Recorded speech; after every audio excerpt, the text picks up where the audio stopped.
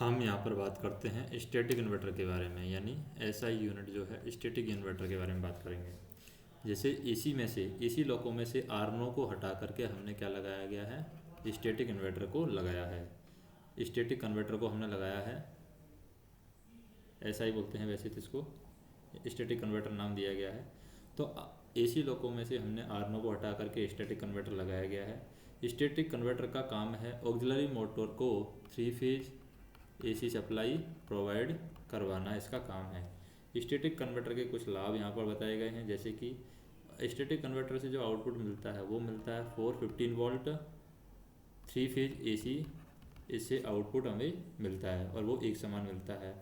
दूसरा बेनिफिट इसका ये है कि OHE का वोल्टेज अगर 16.5 kV से कम होता है या फिर 31 kV से ज़्यादा होता है तो स्टैटिक जो यूनिट है SI स्वयं बंद होकर के ऑक्सिलरी को होने वाले नुकसान से खुद बचा लेता है। तीसरा फ़ायदा इसका ये है, अनुरक्षण की आवश्यकता कम होने से इसका अनुरक्षण खर्च यानी कि इसका मेंटेनेंस खर्च भी यहाँ पर क्या है, कम है। चौथा हम देखें, ब्लोअर्स में स्टेप लोडिंग के बजाय सभी ब्लोअर्स एक साथ स्मूथली स्टार्ट होते हैं।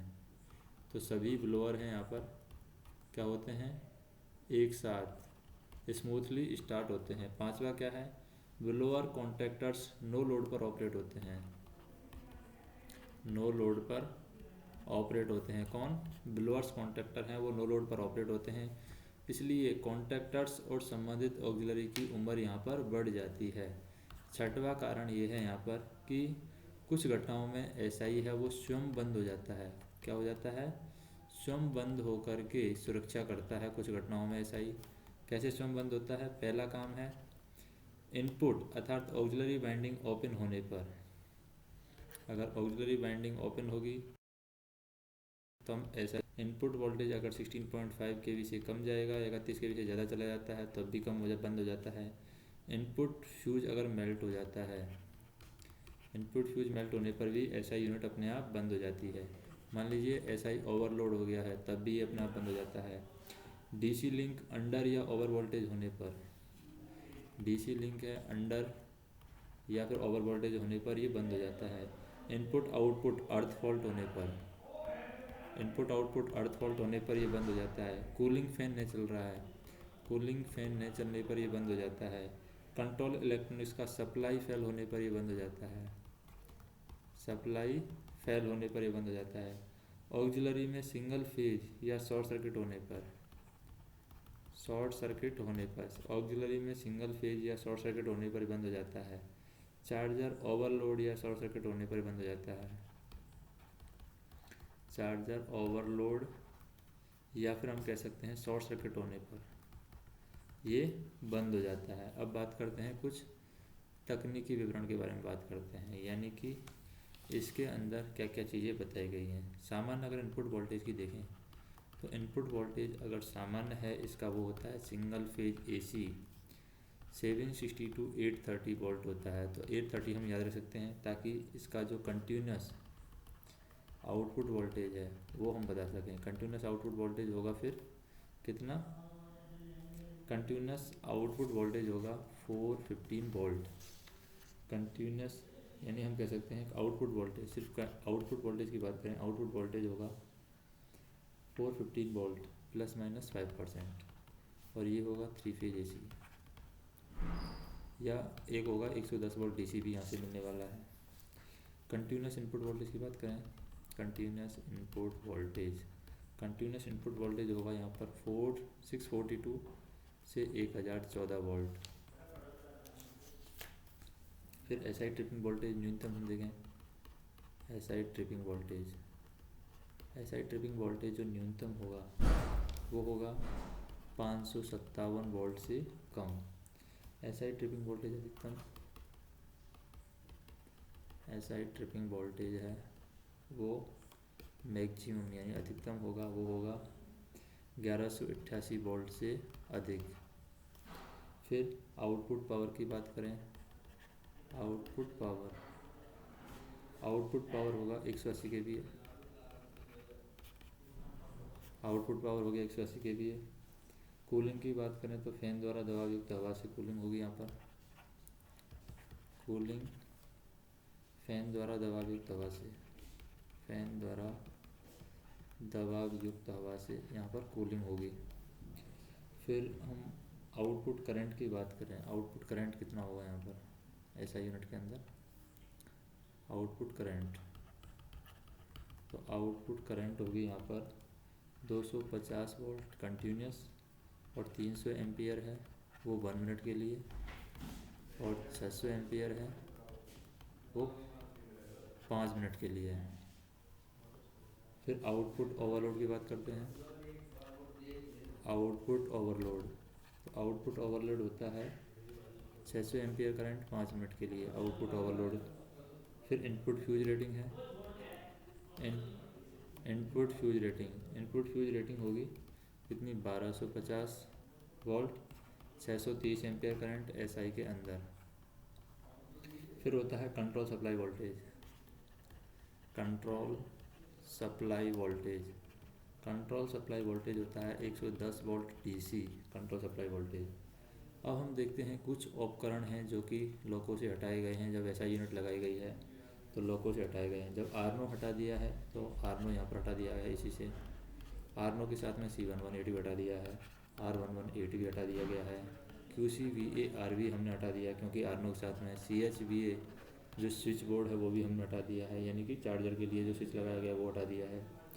HQCVA-RV हमने हटा दिया है, QOA हमने हटा दिया है, HQOA हमने हटा दिया है, Q100 हमने हटा दिया है, QTD105 हमने हटा दिया है, QTD106 हमने हटा दिया है, QLA हमने हटा दिया है। और लोको में अगर ऐसा यूनिट लगाई है तो नए उपकरण भी लगाए हैं, तो कौन कौन से नए उपकरण लगाए हैं, जैसे कि SI लगाया है, QSBM लगाया है, QCON लगाया है, QSIT लगाया है, QTD101 लगाया है, LSSIT लगाया है, CCINV लगाया है, C108 लगाया है, HRAVT लगाया है,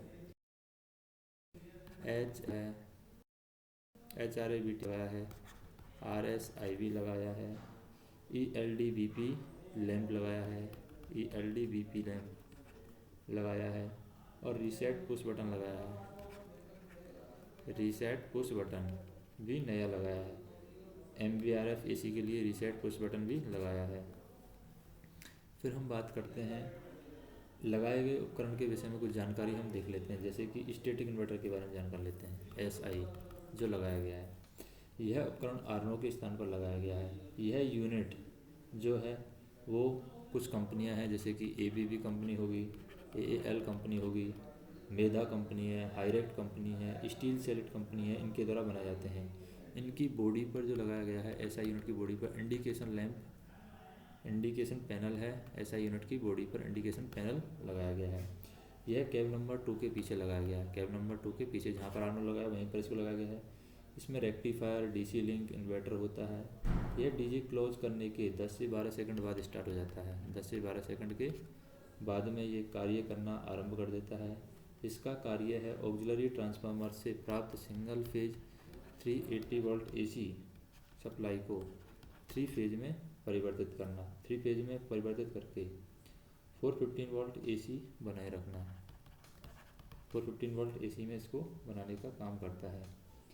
और इससे प्राप्त सप्लाई सभी 3 फेज से चलने वाली ऑक्सिलरी और सिंगल फेज लोड को दी जाती है। बैटरी चार्जर इसमें अंदर ही लगा हुआ है। फिर बात करते हैं QCON,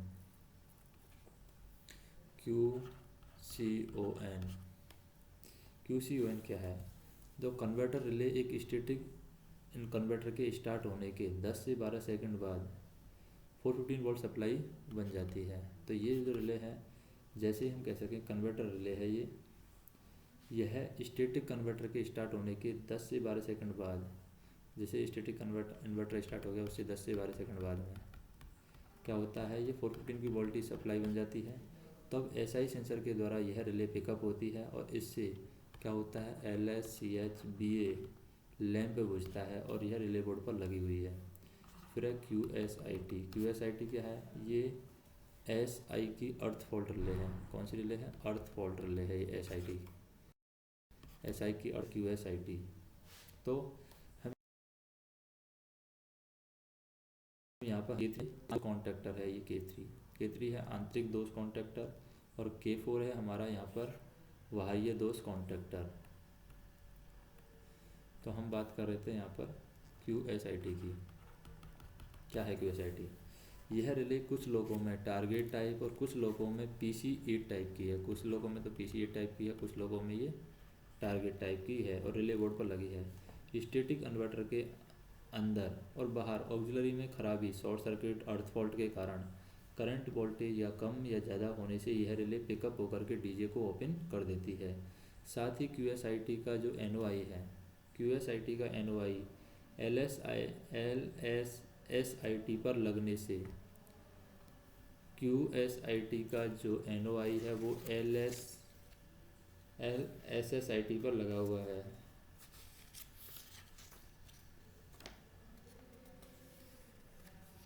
तो हम कहें यहाँ पर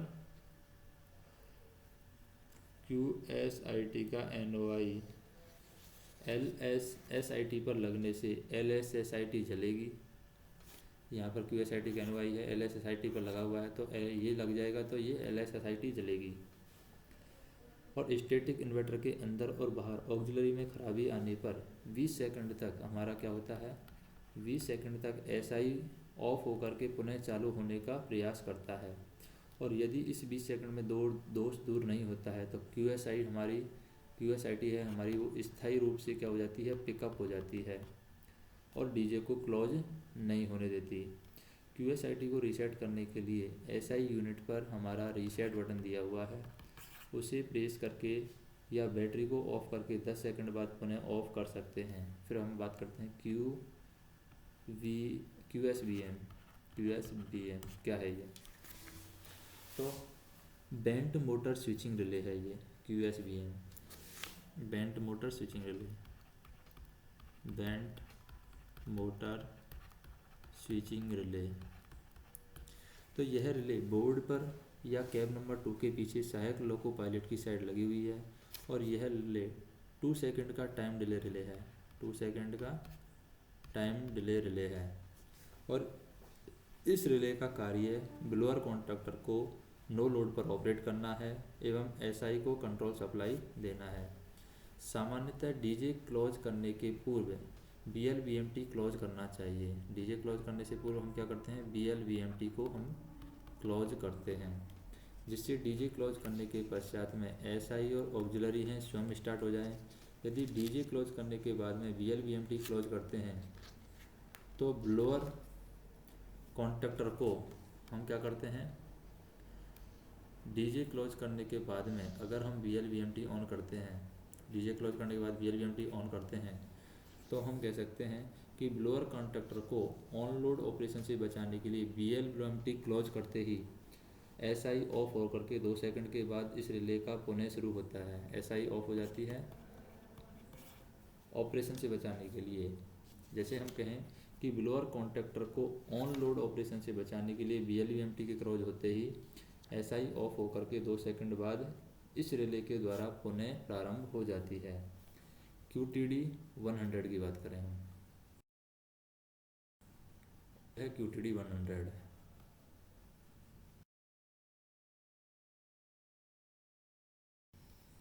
QTD 100 रिले क्या है? यह रिले कैब 2 के पीछे लगी हुई है, QTD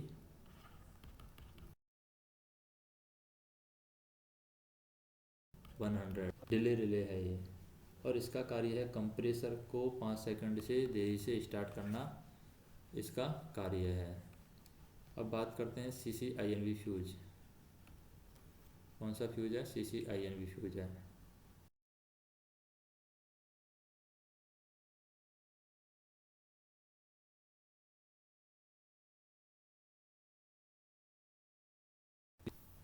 CCINV इसकी बात करें तो यह फ्यूज बोर्ड पर नीचे लगा है और यह फ्यूज 6 एम्पियर की रेटिंग का होता है। CCINV फ्यूज कितने एम्पियर की रेटिंग होता है? 6 एम्पियर की रेटिंग का होता है। और यह फ्यूज SI के स्टार्टिंग कंट्रोल सर्किट को कंट्रोल करता है और इसके मेल्ट होने पर SI कार्य नहीं करेगा, SI कार्य नहीं करेगा। फिर है LSSIT। LSSIT क्या है? यह लैंप दोनों कैब में पायलट लैंप पैनल पर लगा है और यह लैंप QSIT रिले के एनर्जाइज होने पर जलता है। जैसे कि हम बात करें QSIT रिले एनर्जाइज होगी तो LSSIT यहाँ पर जलेगा। अब सर्किट का हम विश्लेषण करते हैं। जैसे कि ये हमारा है सर्किट, पावर सर्किट है ऑक्सिलरी ट्रांसफार्मर की। पावर की बात करें, ऑक्सिलरी ट्रांसफार्मर,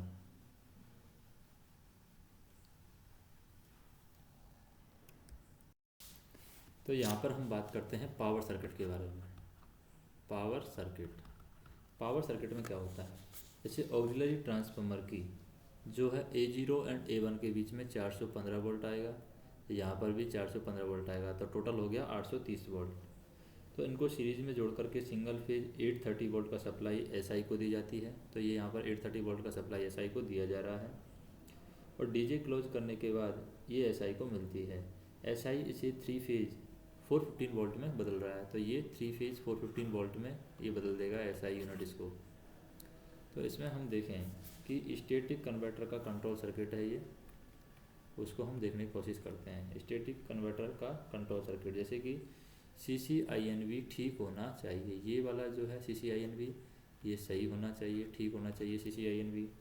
दूसरा VLVMT ओपन या QSVM एनर्जाइज होना चाहिए, या तो हम कह सकते हैं कि VLVMT है वो ओपन होना चाहिए, तो VLVMT VL अनलॉक हो गया, VLVMT ओपन होगा तो ये क्लोज हो जाएगा, या फिर QSVM एनर्जाइज होना चाहिए, QSVM एनर्जाइज होगा तो ये लॉक हो जाएगा। दोनों में से कोई एक काम होना चाहिए। फिर उसके बाद में DJ क्लोज होना चाहिए, DJ क्लोज होगा तभी QV60 एनर्जाइज होगी और ये लॉक होगा, तभी सप्लाई आगे जाएगी। तो VLVMT ऑफ में DJ बंद करते हैं, तो DJ बंद करते ही जैसे मान लीजिए VLVMT हमारा ऑफ है, VLVMT क्या है हमारा ऑफ, यानी VLVMT हमारा क्लोज है। VLVMT क्लोज, VLVMT ऑफ में DJ बंद करते हैं तो क्या होता है, DJ बंद करते ही VLVMT NCI से होते हुए SI हमारा स्टार्ट हो जाता है। जैसे ही हम DJ बंद करते हैं तो VLVMT से SI हमारा स्टार्ट हो जाता है और बाद में VLVMT ऑन करने पर इसका NCI है वो ओपन हो जाएगा VLVMT का, और VLVMT का NCI खोलने से SI हमारा ऑफ हो जाता है और 2 सेकंड के बाद में रिले QSVM हमारी एनर्जाइज हो जाती है। ये रिले हमारी 2 सेकंड में एनर्जाइज होती है, जिससे इसका NOI है कंट्रोल सर्किट पर लग जाता है और SI हमारा पुनः स्टार्ट हो जाता है। तो 2 सेकंड के बाद में ये हमारा SI है वो पुनः स्टार्ट हो जाएगा। तो यहाँ पर ये ध्यान रखना है कि SI को ऑन कमांड मिलने पर SI पहले सेल्फ टेस्ट लेता है, बाद में धीरे धीरे सप्लाई बनाता है। अंततः 10 से 12 सेकंड में पूरा 415 वोल्ट सप्लाई बन जाता है, अर्थात 10-12 सेकंड के बाद में QCON एनर्जाइज हो जाती है। तो 10 से 12 सेकंड के बाद में कौन सी रिले एनर्जाइज होती है, QCON, ये रिले है वो एनर्जाइज होती है और इससे LSCH भी बुझ जाता है और सभी ऑक्सिलरी के प्रेशर रिले पिकअप हो जाते हैं। उसके बाद में हम देखते हैं कि कंप्रेसर का कंट्रोल सर्किट हम देखते हैं। कंप्रेसर का कंट्रोल सर्किट, तो कंप्रेसर का कंट्रोल सर्किट कौन सा है, जैसे इसकी बात कर लेते हैं।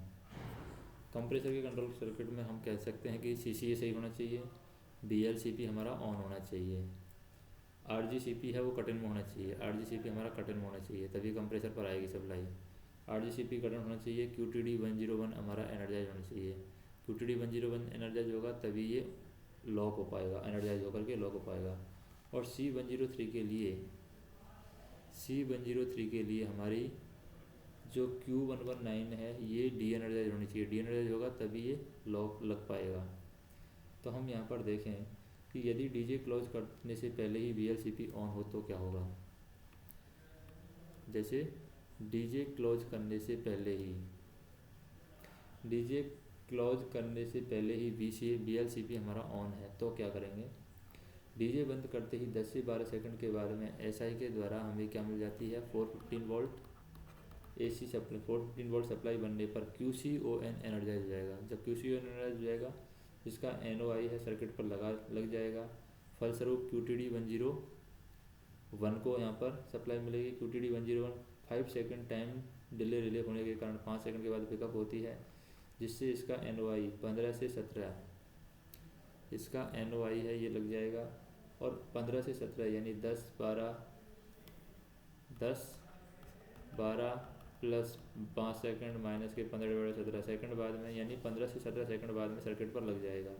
और परिणाम स्वरूप यहाँ पर C101 C102 कॉन्टैक्टर पिकअप हो जाएंगे और जिससे कंप्रेसर को सप्लाई मिलेगी। कंप्रेसर नंबर 1 और नंबर 2 चलने लगते हैं।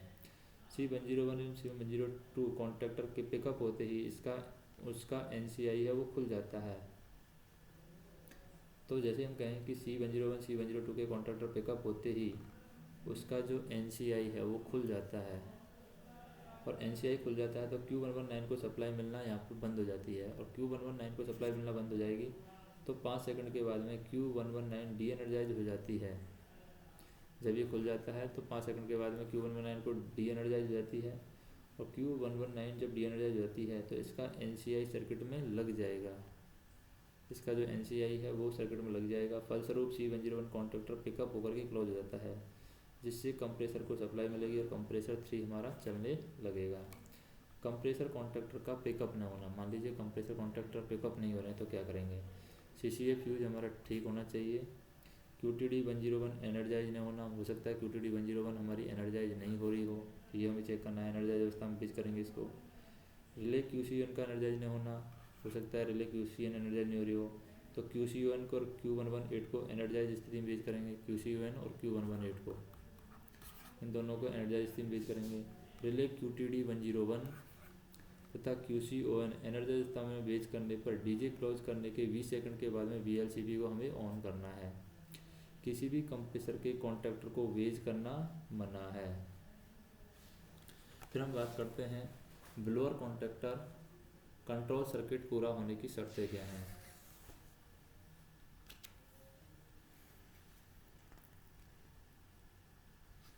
ब्लोअर कॉन्टैक्टर पूरा होने की शर्तें क्या हैं।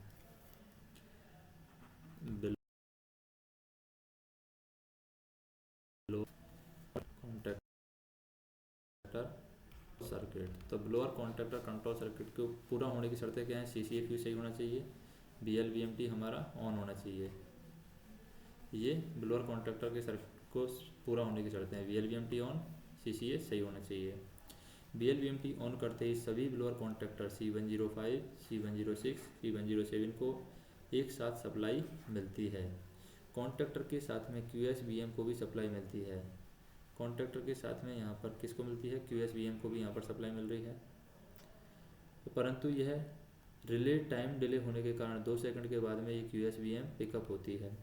ब्लोअर कॉन्टैक्टर का ऑपरेशन SI के ऑफ रहते हुए किया जाता है। ब्लोअर कॉन्टैक्टर का ऑपरेशन है SI के ऑफ रहते हुए हम करते हैं, अर्थात ऑफ लोड में किया जाता है। सामान्यतः BLVMT ऑन करने के बाद में डीजे बंद करना चाहिए। BLVMT ऑन करने के बाद में हमें डीजे बंद करना चाहिए, जिससे कॉन्टैक्टर का ऑपरेशन ऑफ लोड हो।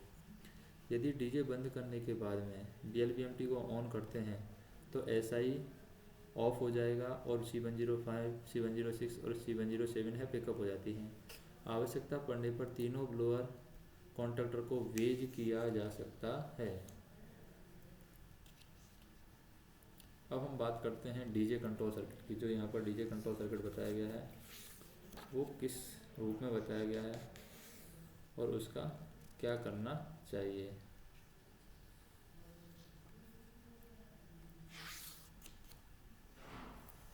जैसे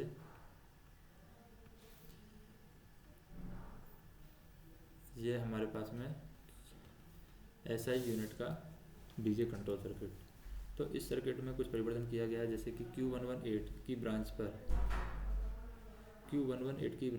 C118 का NCI यहाँ पर से हटा दिया गया है। C118 का NCI हमने हटा दिया है। Q118 की ब्रांच पर QCBR का जो NOI यहाँ पर लगा था, QCBR का NOI हटा दिया गया है। HQCBR स्विच का कॉन्टैक्ट निकाल दिया गया है। सभी सुपरवाइजिंग रिले के NOI के पैरेलल में QCON का NCI लगा दिया गया है। सभी NOI के सभी सुपरवाइजिंग रिले जो है NOI के पैरेलल में QCON का NCI यहाँ पर लगा दिया गया है। DJ की ब्रांच पर QOA का NCI हटा करके QSIT का NCI लगा दिया गया है। तो DJ की ब्रांच पर हमने क्या कर दिया है, QOA का NCI लगा हटा करके यहाँ पर QSIT लगा दिया गया है। C118 की ब्रांच पूरी हटा दी गई है। प्रारंभ में SI के द्वारा 415 वोल्ट सप्लाई बनने तक 10 से 12 सेकंड तक QCON के NCI के द्वारा Q118 का जो सर्किट है वो बाईपास रहता है। किसके द्वारा? QCON के द्वारा प्रारंभ में ये बाईपास रहता है। QCON पिकअप होने के बाद में Q118 ऑक्सिलरी के वर्किंग को सुनिश्चित करता है। यदि कोई ऑक्सिलरी स्टार्ट नहीं होती है तो 5 सेकंड अर्थात 11 + 5 16 सेकंड के बाद में डी एनर्जाइज होकर के डीजे को ओपन कर देती है। यदि QSIT पिकअप होती है, मान लीजिए QSIT पिकअप होता है, तो BCB शाखा पर स्थित NCI खुलने से ये NCI खुल जाएगा। तो QSIT के स्थायी रूप से पिकअप रहने के कारण IC-DJ अनुभव होता है। हमें यहाँ पर कुछ बातें ध्यान रखनी है। क्या क्या बातें ध्यान रखनी है? जैसे कि DJ कंट्रोल सर्किट में IC-DJ या DJ tripping, DJ control circuit में IC-DJ या DJ ट्रिपिंग QSIT पिकअप होने से ही आती है। ये पिकअप होगी तभी आएगी, जिसका संकेत LSSIT के जलने से मिलता है। यदि LSSIT नहीं जलती है और IC-DJ आता है तो इसका संबंध SI से न जोड़ते हुए IC-DJ के सामान्य दोष से हमें जोड़ना है। यदि MCP के कॉन्टैक्टर में दोष निवारण के लिए QCON को एनर्जाइज स्थिति में किया जाता है। मान लीजिए हम QCON को एनर्जाइज स्थिति में बेच कर देते हैं ताकि MCP कॉन्टैक्टर के दोष निवारण किया सके। तो Q118 है, ये 5.6 सेकंड के बाद में डी एनर्जाइज हो जाएगी और डीजे को ट्रिप कर देगी, इसलिए Q118 को भी बेच करें। यदि SI स्टार्ट नहीं हुआ है तो डीजे नहीं खुलेगा, परंतु MBSI1 और MBSI2 एंड MBSI2 क्या होता है? MBSI1 और MBSI2 ऑक्सिलरी के न चलने के कारण प्रथम नॉच पर डीजे हमारा ओपन हो जाएगा। SI के ऑफ रहते हुए भी SI के ऑफ रहते हुए भी डीजे क्लोज रहने से लोको में OHE सप्लाई तो रहेगी, परंतु SI के न चलने से लोको में कोई आवाज़ यहाँ पर नहीं आएगी, जिससे सामान्य लोको का डीजे ओपन होने का आभास होगा। अतः कोई गलती हो सकती है, जैसे बिना लोको ग्राउंड किए STC में घुसना। अतः इस बात का हमें ध्यान रखना है। किसी खराबी के कारण SI के ऑफ होने पर ही भी 20 सेकंड तक डीजे नहीं खुलता है। SI के ऑफ होने पर भी डीजे नहीं खुलता है, चूँकि SI के ऑफ होने से सभी आवाज़ें बंद हो जाती है, इसलिए लोको पायलट इसे डीजे ट्रैपिंग समझ सकते हैं। अतः SI का ऑफ होना और डीजे ट्रैपिंग में अंतर समझें और उसी के अनुसार दोष का निवारण करें। कुछ सामान्य निर्देश हमें समझने हैं। कैसे सामान्य निर्देश हैं? जैसे कि डीजे ऑन करने के बाद में, जैसे मान लीजिए हमने क्या किया, डीजे ऑन किया। डीजे ऑन करने के बाद में BL डीजे ऑन करें, BLR डीजे दबा करके छोड़ दें। LSCHVA SI के द्वारा 415 वोल्ट बढ़ने पर QCON हमारी पिकअप हो जाती है। पिकअप होने के बाद में बुझेगी। प्रथम नॉच पर LSCHVA बुझने पर ही लें। LSSIT के साथ डीजे खुलने पर SI यूनिट पर जाकर के, यहाँ पर SI यूनिट पर जाकर के हमें क्या करना है, LED संकेत और संदेश पिकअप के अनुसार दोष निवारण करना है। IC-DJ का दोष निवारण के दौरान बैटरी को कम से कम 5 मिनट के लिए ऑफ करके ऑन करना है। OHE सप्लाई सीमा के बाहर होने पर SI हमारा बंद हो जाएगा। फिर है HTFBT।